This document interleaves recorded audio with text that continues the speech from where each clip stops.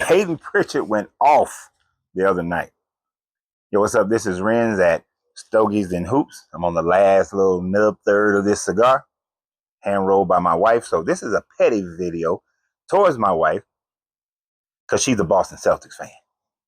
And Payton Pritchard, or as she liked to call him, Opie, went off on a 43-pointer the other night, scoring 10 3-point shots, helping the Boston Celtics to truly win this game. Derek White did put in a 41-pointer, but y'all about to lose Payton Pritchard. Now, if you don't lose Payton Pritchard by some trade over the next few years, you're going to lose him when it comes time for him to renew his contract. See, right now, Payton is on a very friendly $6.7 million a year deal. It will go up to $7 million in the last few years, but he's on a very friendly deal. His deal is the one that allows for them to sign Jason Tatum. And I know this is a little bit old. This is as of June of 2024, but he already signed a max deal. Derek White already signed a max deal. Both of their deals go through 2030. I didn't look up and see what Al Horford's situation is right now, but I'm expecting Al Horford to sign either a veteran minimum or go to another team and sign a larger contract. But he might even retire since he already got the NCAA championships. He now has a championship. He's pretty much guaranteed into the Hall of Fame, probably first ballot, depending upon who he goes in with. And that actually may determine whether or not he signs another contract or not. Porzingis, y'all probably going to let him go after 2026. Too many injuries. But Jaylen Brown has already signed his max deal. Drew Holiday deal is not up until 2027. He'll still be a very valuable player. Y'all may sign him to an extension.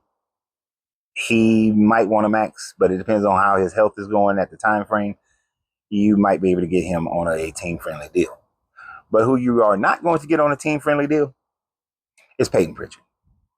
Payton Pritchard has consistently shown that he is one of the top players in the NBA. He will most likely win the Sixth Man of the Year, although I do want Hunter, former Atlanta Hawks player, now playing with the Cleveland Cavaliers, to win Sixth Man of the Year. One, because he's a Hawk, but two, he actually deserves it. The only reason he wasn't getting the attention is because he was playing for the Atlanta Hawks, and our record is now putting us in the 9th or 10th place in the Eastern Conference, and records matter to these writers for some reason. But the race is between those two gentlemen. Pritchard will probably get it, even though Hunter is now with Cleveland, who just secured their spot in the playoffs. One of the reasons why this Boston team is somewhat of a dynasty is because of their bench play. And Payton Pritchard is the leader of that bench play. So when you think about it, anytime you have a player that is playing at his level, they usually get a much larger contract, if not a max contract. He will get a max contract from someone. If it looks like in the 2027, at the end of the 2027 season, that Boston Celtics do not want to extend him to a max contract, he will go ahead and play the 2020, play until the 2028 contract is ends, and he will become an unrestricted free agent. And at that point in time, with Boston already probably most likely being in the second apron and losing their draft pick, or their draft pick being one of the last draft picks, y'all going to lose Payton Pritchard.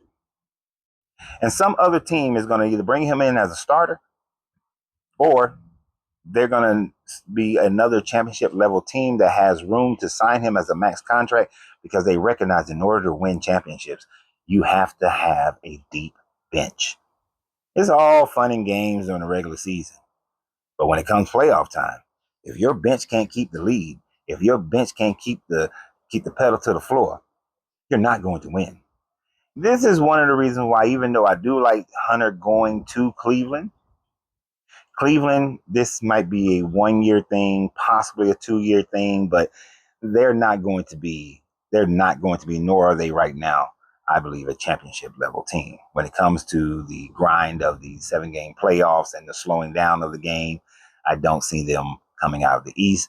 The Boston Celtics will most likely, barring injuries, come out of the East. And the reason is their bench. That's why. And the game will slow down. So, to my wife, as I am being petty, and to all these Boston Celtics fans, enjoy this season. Enjoy the next 2 seasons.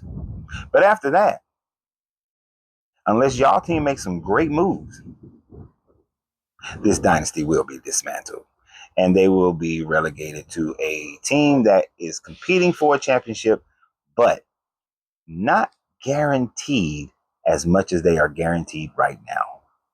And when you lose Payton Pritchard and you didn't have the draft picks, hopefully y'all GM can find those diamonds in the rough to be able to keep your team alive. But as far as Opie, you don't want that max contract. And y'all just not going to have room for it. So enjoy Payton Pritchard right now. That 43-point game, that boy was on fire. And yes, the cigar that my wife hand rolled is so damn good that I got to smoke it down to the nub. But y'all have a great day. Keep it smoky, and I'll see you on the rebound.